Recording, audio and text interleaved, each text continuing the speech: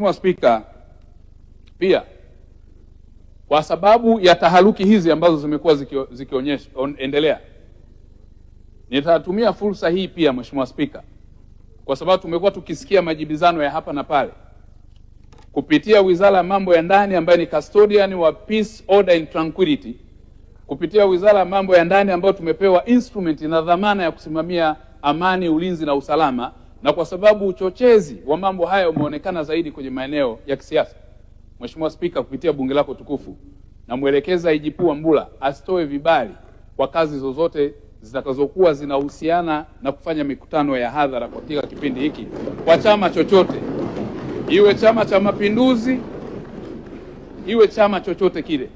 Kwa kipindi hiki ni vizuri turudi katika kuwaruhusu wananchi wajenge uchumi wa nchi yao. Ni katika kipindi ambacho tunahitaji kufanya kazi kwa ajili ya kuhakikisha kila Mtanzania, wafanyabiashara, wawekezaji wanafanya kazi yao kwa amani na utulivu. Nafanya hivi Mheshimiwa Spika kwa sababu katika mazingira haya tutakapokuwa tunawatafuta wahalifu, ni ngumu kuchambua wahalifu kwenye mkusanyiko ya watu wengi. Kwa hiyo ni vizuri tujue hata kama hali itaendelea kuwa na matishio haya, kwa sababu wapo ambao wametishia Mheshimiwa Spika, na tumewakamata wengine wana madumu ya petroli, tumewakamata wengine wana silaha, tumewakamata wengine, wapo ambao wanapanga mikakati ya uhalifu.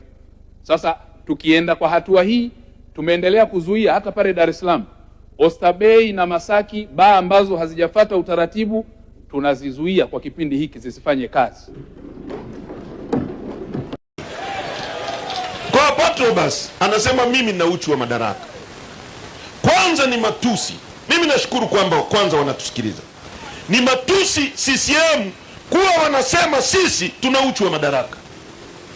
Hii nchi ni ya kidemokrasia, sio ya mama zao, ni ya kwetu sote.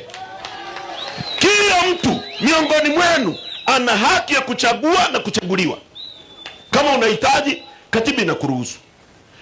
Kwa hiyo wao ndio hawana uchu, sio? Sisi tukitaka madaraka nchi hii tubadilishe, tuwaambie sera mtuunge mkono, huo ni uchu. Kuna nani nimechukua viboko kumchapa kumleta hapa? Bwana OCD, kuna mtu ameletwa kwa viboko hapa? Fujo nayofanya ni ipi? Mimi nimetangaza mkutano, wamekuja wenyewe. Uongo kweli?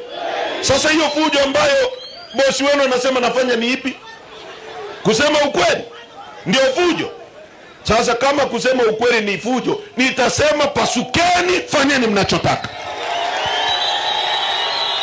Huyo anayesema mimi na uchu wa madaraka, Patrobas, anasema mimi na uchu wa madaraka. Yeye alikuwa mwenyekiti wa vijana wa Chadema, akajiuzuru, akaenda CCM kutafuta madaraka.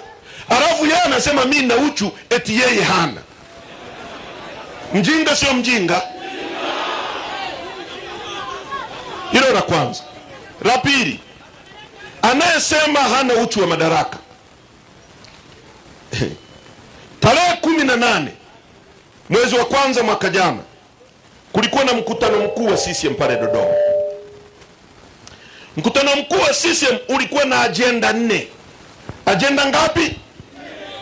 1, kumchagua makamu mwenyekiti ambaye ni Wasira. Yule mzee ukimweka hata kwenye speaker humo ndani na kelele zote hizo anasinzia humo kwenye speaker. Eti ndio wanataka wanishindanishe naye. Anaweza kweli? Kwa mkutano mkuu wa CCM 1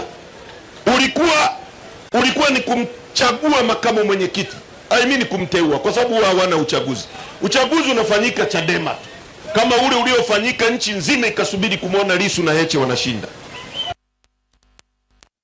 Agenda ya kwanza. Agenda ya pili, kupitisha taarifa ya utendaji wa CCM iliyowasilishwa na katibu mkuu Nchimbi wakati ule.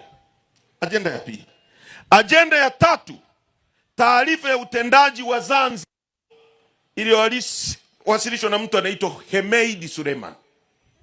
Agenda ya 4, taarifa ya utekelezaji wa ilani ya CCM ya mwaka kuanzia 2020 mpaka 2025 iliyosomwa na mtu anaitwa Kassim Majaliwa Kassim wakati ule akiwa waziri mkuu. Sasa kwenda mle ndani wakabaka katiba yao wenyewe inayosema kutakuwa na mkutano mkuu wa uchaguzi wa kuteua wagombea. Huo mkutano mkuu utatangazwa, watu wataruhusiwa kuchukua fomu, wajaze fomu, warudishe, alafu wachujwe majina, alafu watangazwe, wapigiwe kura. Wakaenda mle ndani, wakapanga watu, mtu akasimama, mimi naona tumalize swala la kumteua rais hapa. Amepangwa kule. Wakasema hiyo agenda kinyume cha katiba yao, kinyume cha utaratibu. Kwa hiyo wakanyima watu wengine fursa ya kugombea na Samia. Kwa hiyo mtu akasimama, nampendekeza Samia. Sasa utaratibu wa kiuchaguzi duniani kote, duniani pote, huwezi kukalia kiti wakati unachaguliwa wewe. Yani hata mahakama inasema you cannot be judge of your own cause. Huwezi kuwa hakimu wa kesi yako mwenyewe, utajipendelea. Uongo kweli? Kwa hiyo ikapitishwa kwamba tutumie huu mkutano huu kumpitisha mgombea urais.